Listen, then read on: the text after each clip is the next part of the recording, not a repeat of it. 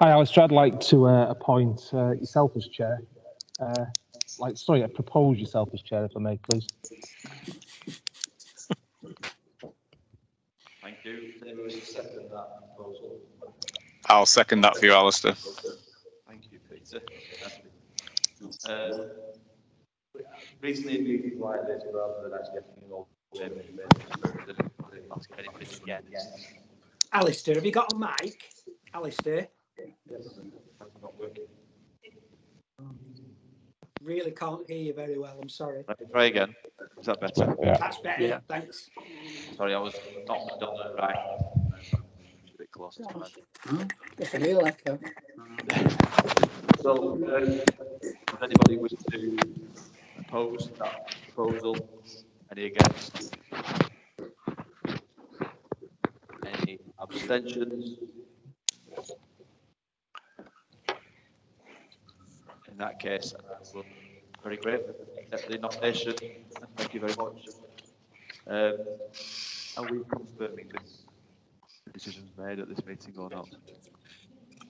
Right, so the confirmation is that I be appointed as chairperson, and then we now need to move on to the next one, which is the vice chair. Is there a proposal of the vice chair, please? In that case, I'll propose that Councillor Paul Foster serves as vice chair, follow the convention of the previous arrangements. Okay, and I'll second that if that's okay. Thank you. Councillor Tomlinson, that's a proposal. Second, any objections to that? Speaking down is. No. Any abstentions? No. So we'll assume everybody else is in favour, and thank you, Paul, for being the vice chair. So Paul Foster is appointed as the vice chair of this committee for the next year. Obviously, we've got a mixture of people. Some people in the Lancastrian suite here in Chorley Town Hall, and also some people dialing in. I think we just do a quick roll call and make sure everybody can speak. I'm just looking on my list of attendees.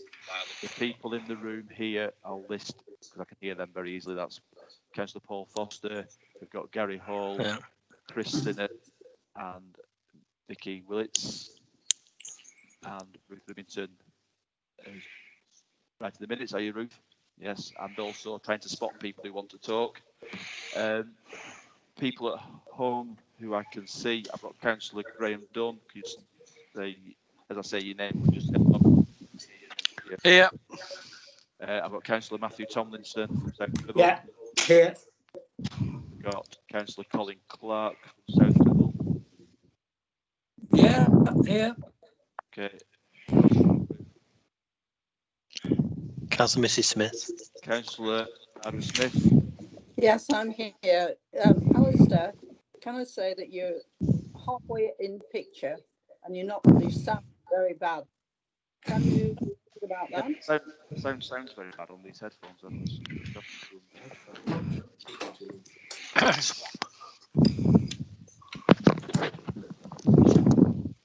I thought it was an improvement not being able to see him. Now, Peter. Try and sit half on so you can see yourselves on the screen behind. So you're part of the room. But I'll move slightly further. Okay. Councillor Peter Wilson, are you here? Alive and well. Alive and well. France. Here. Okay. Councillor Boardman. Yes, here, Chair. And Councillor David. Yes, I'm here. Thank you, Alistair. Terrible, isn't it? It's just not good enough. Got Alfred Morwood and no. Okay, right.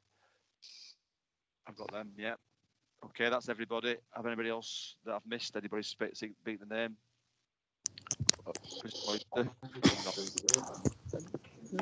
Anybody else? Yes, I'm present, Chair. Anybody else? Is that better for sound if I hold that microphone there? It's less variable. If I broke my headphones, I'll try a separate set of headphones. 2 seconds while I just swap my headphones over. Oh, I'm getting some new ones. It's like being on an aeroplane. I'm getting some new headphones brought to me. had an in-flight change. One moment.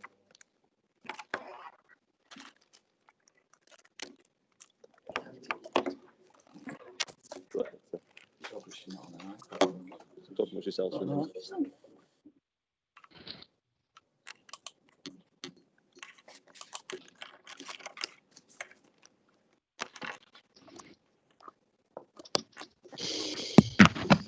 Is this going out on YouTube? Is that any better? Yeah. Yes. Yes, Yes. thank you. There you are. See, right, I've broken them. Fine. We'll crack on with the meeting proper then now. Okay, so everybody's in the meeting. Everybody can hear us. The first item of business is the minutes of the meeting dated the 3rd of March 2020. Is there any comments on the accuracy of those minutes? Not accuracy, Alex. Just a query that I've got when you Bring that up now, please, Colin. on page 4, it says member requested a briefing session be arranged for all members on the updated shared services agreement prior to the report being presented to the council. What's the position on that? Because I have not been involved in a briefing so far. Chris, have you got an update on that, please? Yes, so we had, I'm afraid this is going to sound like it's a kind of COVID-ready excuse, but it was planned for the meetings that should have taken place, the council meetings that should have taken place prior to the May elections, and obviously we couldn't go ahead at that point, and so we're just trying to work out how we do that in advance of the July council meetings. I'm happy to take advice and views from members about how we best do that, whether that's done as a single virtual session or whether it's done as a kind of online briefing or just a written note.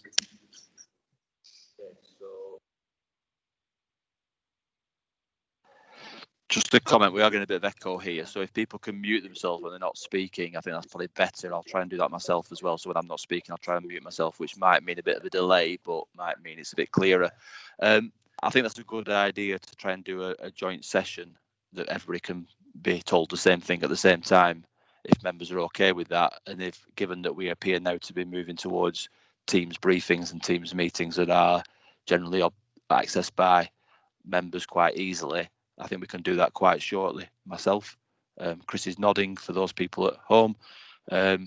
Is that a proposal that members are happy with if we get on with that sooner rather than later? Councillor Clark.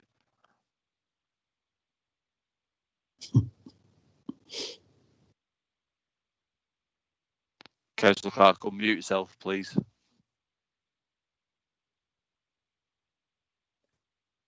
Sorry, I muted himself on instruction from you.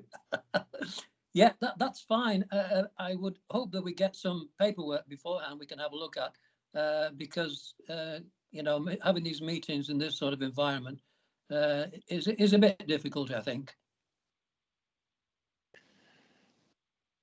Agreed. And has anybody else got any other comments? No, on that basis, then I'll leave it with Chris to arrange some sessions. It might be we meet more than one and we'll get the paperwork out in advance of those sessions. It might be we can squeeze one in sort of before the holidays, although a lot of people aren't having holidays at the moment, and then one maybe in September before our next meeting. But we'll try and arrange those and let people know. Okay. Are there any other comments on the minutes of the meeting held the 3rd of March? And in that case, will somebody propose that they are a true and correct record?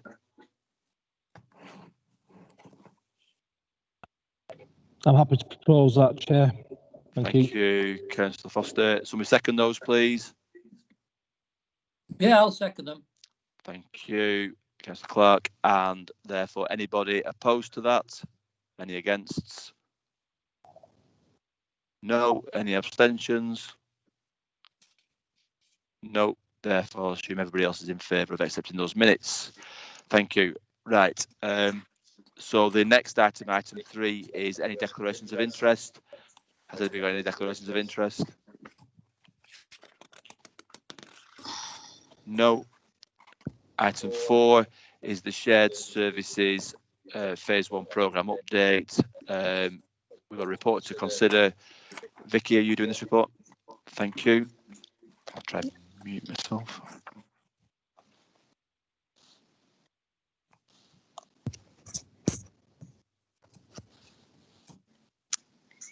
Good evening, members. Can everyone hear me? Yeah. Am I quite clear? Yeah. Yeah, good. Okay, thank you. Okay, so this is an update on the Phase 1 Shared Services programme. So Phase 1 was due to include the first part of the work around bringing together the 3 services, legal and governance, transformation and partnerships and communications and visitor economy, including the 2P transfer of staff, relocation, terms and conditions development, and a programme of service reviews. So this note is just to give an update of progress given the current, obviously, the impact of the crisis. And at point 4, I think the point is that despite some of the things that have happened and despite some of the impacts of recent events, good progress has been made and continued. And we have started to see some of the benefits of shared services through some of the resilience in particular that's been provided through the response. So that's been a really positive kind of development that we've started to see already. The report then goes on to outline some of the particular aspects of the programme. And a progress summary is given in the table. So there were some actions that were due to be completed and the position June 2020 is provided. So in terms of the actions, the Shared Services Joint Agreement, although it says incomplete, that's due to be approved by Council in July. The 2P transfer, in fact, did complete as planned, which is really positive. So staff have now transferred and all that process has been completed between the 2 organisations. The relocation, as you might expect, is incomplete at this point, although the preparations are ready for staff to move into their respective new bases once the guidance allows. So teams will, who've to be transferred to the different organisations will be relocated as soon as we can do. The terms and conditions consultation and the work to develop a new shared set of terms and conditions is on track. So that process we'll discuss further later on the agenda. The share policy framework, so we know that one of the tasks was to align our policies and that work again is on track and we've got one of the first policies for consultation on the agenda tonight. The phase 1 transformation, which is the work to actually review and align the services, it has been off track and that's mainly quite a conscious decision, I suppose, given the level of disruption across the workforce throughout the COVID crisis. People obviously working in quite challenging circumstances. The decision was taken to postpone that until this point, just to avoid any more uncertainty. But that process has now commenced, and there's further detail in this report.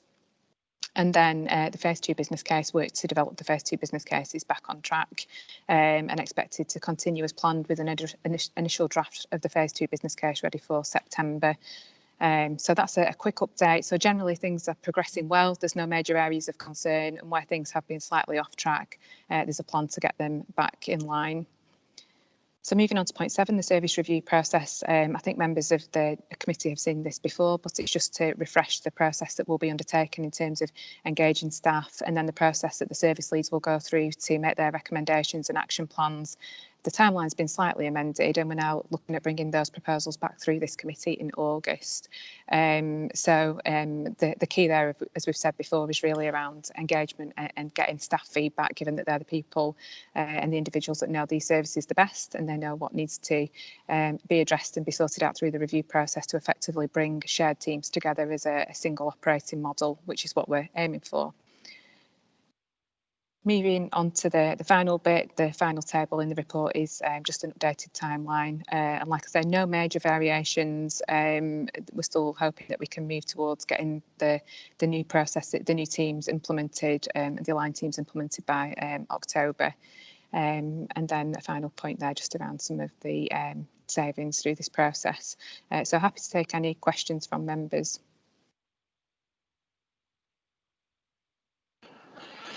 Thank you, Vicky. Questions from members regarding that report? Can I just make a couple of points, Alistair? Thank you. The first thing I'd like to say is I'm really impressed, Vicky, with the work that you, the team, and all the officers have managed to do, considering the challenges we've all faced during COVID. And it was really pleased to see that the new shared service structure, was materialised on the 1st of April as originally planned. And I think you've all made tremendous progress despite the challenges that we've faced. And I think you should all be commended for that. At South Ribble, we've really appreciated the support, particularly over the last 2 or 3 months.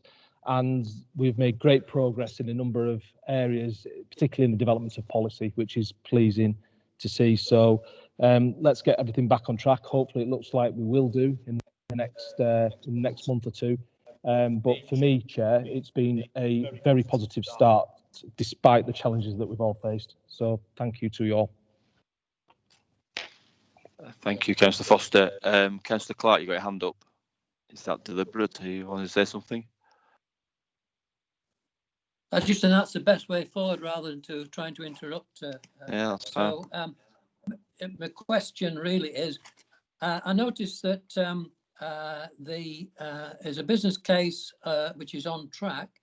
What I want to know, I'm assuming it's a 2-phase programme anyway, whether in fact that business case will include implementation and timescales associated with it. And also just a question about the comments made by the Statutory Finance Officer. It's presented, as far as Chorley is concerned, somewhat differently than South Ribble, and I'm just wondering why that is the case. Vicky, Chris.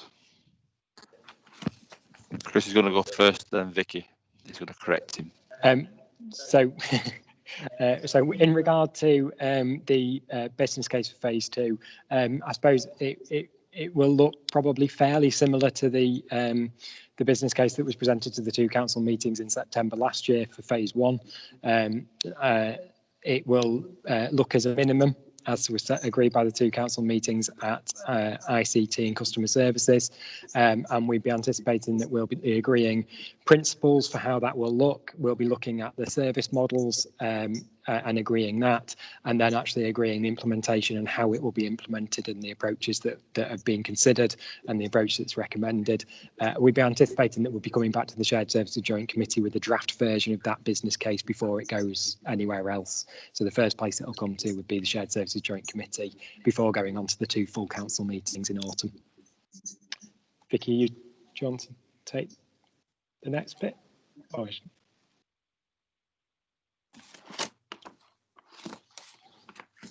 okay. So the bit, the point around the. Two questions. Councillor Clark asked about the statutory officer's report. Yeah, that's the Statutory Finance Officer comment. Sorry, I thought Vicky was going to take that one, but it'll be because both councils started from a different point of view, and so they had differing amounts of money invested in their corporate services that were affected by the phase 1 implementation.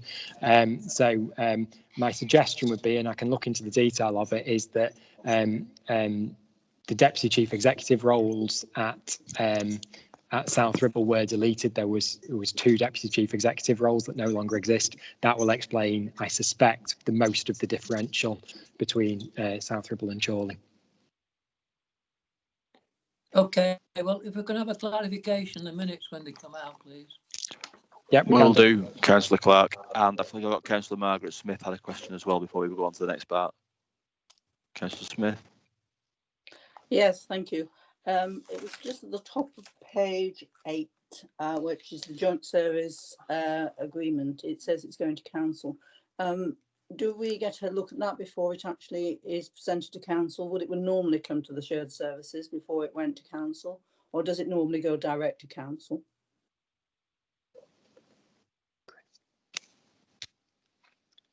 For Chris, I think.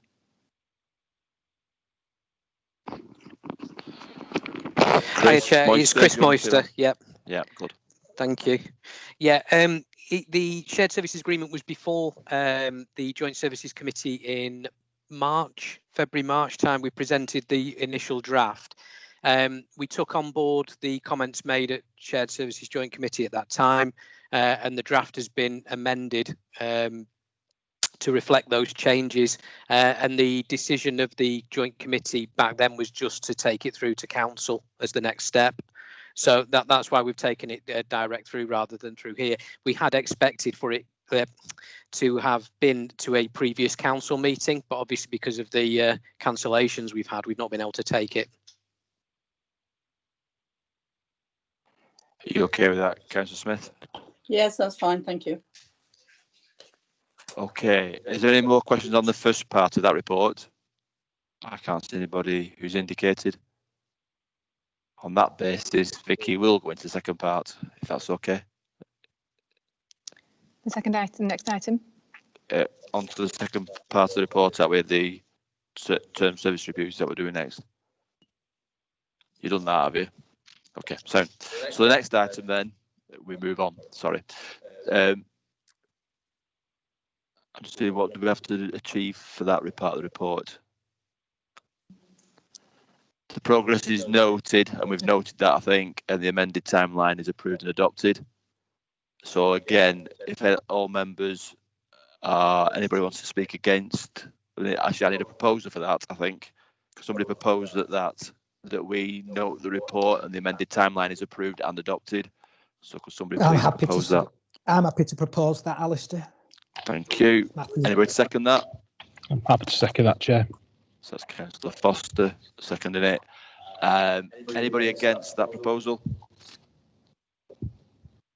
Any abstentions? Okay, thank you. That's been agreed. Right, the next report is the change policy, and that is Vicky now. Get in there. Thank you. Thank you. Okay, so this item is for the consideration of members. As part of the shared services, we are developing a shared HR policy framework that will amalgamate our existing policies. This is the first policy that we're bringing through for consideration, and it's already been through the kind of workforce consultation process. So the aim of developing the shared policy framework is to make sure that the policies are modern, concise, and reflect best practice in terms of workforce management and support. So each of the groups of policies will be grouped by theme or circumstance, and the aim is to make them as straightforward to understand as possible, and a really kind of useful tool for managers, with a real big emphasis, I suppose, on meaningful consultation and communication, and that is the kind of key to this particular policy, the change policy. So as we move through, this one in particular combines the Chorley policies of restructures, redundancy and redeployment, and the South Ribble policies of restructures, redundancy and discretionary compensation. And as I say, the aim is to provide a really clear process for managers, and this will be one of the policies that we use to shape the service review process and to implement and to support the implementation of those proposals. So the policy has strengthened aspects of consultation, how to undertake it, and it also kind of strengthens some of the areas around secondment, and improves processes around redundancy and appeal. The full policy is included as an appendix for members to consider. Like I said, we've already been through workforce consultation on this change policy, and we have consulted with both union branches who have provided their feedback, and we've incorporated that into the policy. The policy itself aims to be a really straightforward document, so when you work through it, this is the format that the rest of the policies will follow in terms of a key structure. There's a flow chart within the document that takes you through the various stages, and then as an appendix there will be tools to support managers in implementing the policy. What this policy doesn't do is go into the very minutiae detail of how of individual circumstances. That will be for HR and HR colleagues to provide that support. This policy is about giving a clear framework and a consistent approach to change in particular. So, like I said, the policy is there as an appendix for comment. It takes us through the various stages, and then the detail and the appendix at the end. So I'm happy to take any questions either on the approach to the development of the shared policy framework or this policy in particular.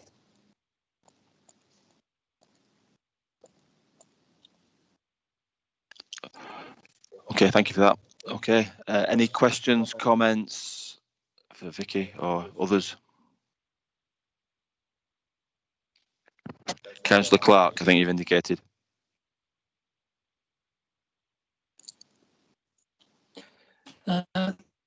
Thanks, Chair. Just for clarification, obviously the change policy leads to arriving at shared and common policies between the two councils. What I'm wondering is, as far as the procedure is concerned, obviously those will be dealt with later, but where does this change policy have to go? Does it have to go to each council for approval? Because the recommendation is just to consider this change policy.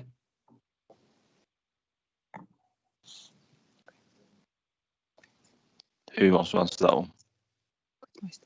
Chris Moister, I think, is the most likely person for that.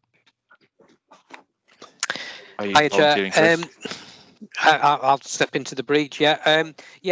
These will be, where they are changes to existing policies, they will go to respective cabinets. Where they are new policies within the policy framework, they'll go to the respective councils, but they will be to be adopted by each council. Okay, thank you for that. Happy with that, Councillor Clark? Just to come back on that, I mean, some of them, it's obvious they'll go to governance, I think, but some perhaps won't bypass governance. I think that's the case, isn't it, Chris? Sorry, Councillor Clark, you broke up a little bit there. You said, was it something about bypassing governance? I was saying that some of these policies will go via governance, presumably, but some obviously won't. They'll bypass governance. Isn't that the case? We'll ensure that the respective councils' processes are followed. Yeah, they do differ from between Chorley and South Ribble. So Chorley's policies tend not to go through governance first unless there's a specific issue that governance need to address. But I do understand that most of the policies go through the governance committee at South Ribble. So yes, as it currently stands. Thanks, Chris. Thank you, Chris. Councillor Tomlinson.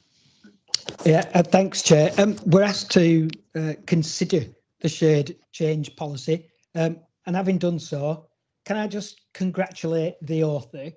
I think when you're doing any kind of change to staff, the most important thing is communication and clarity, so that everybody understands where we're going and why we're going in that direction. And I found the document really easy to read and follow. So, yeah, whoever wrote the document, well done to you. Good stuff.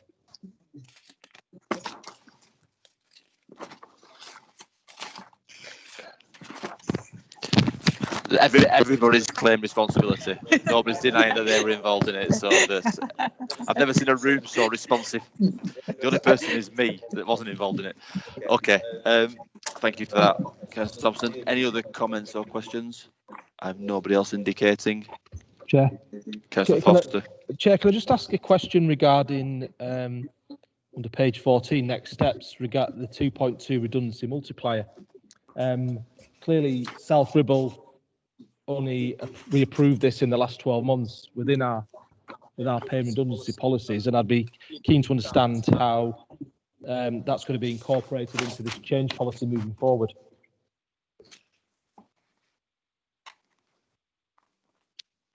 Who wants to? Councillor Chris Sinnott, please.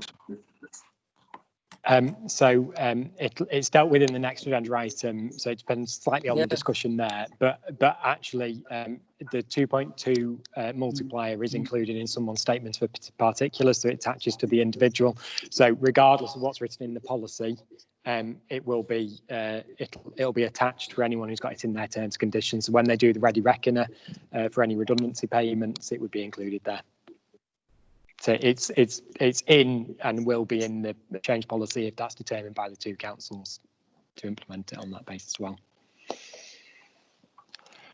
Okay, thank you for that, Chris. Any other questions on the actual change policy? As Chris referred to, we have got an item to consider under part 2 of the meeting about the actual terms and conditions review, which is obviously linked to this with some more of the specifics. But any questions on this actual change policy?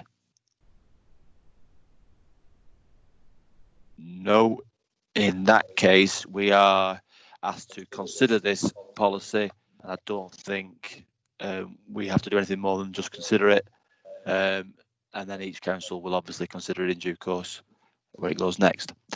Okay, that concludes part one of the meeting. We have to exclude the public and press, and I understand that Paul was trying to be both before, so that's fine.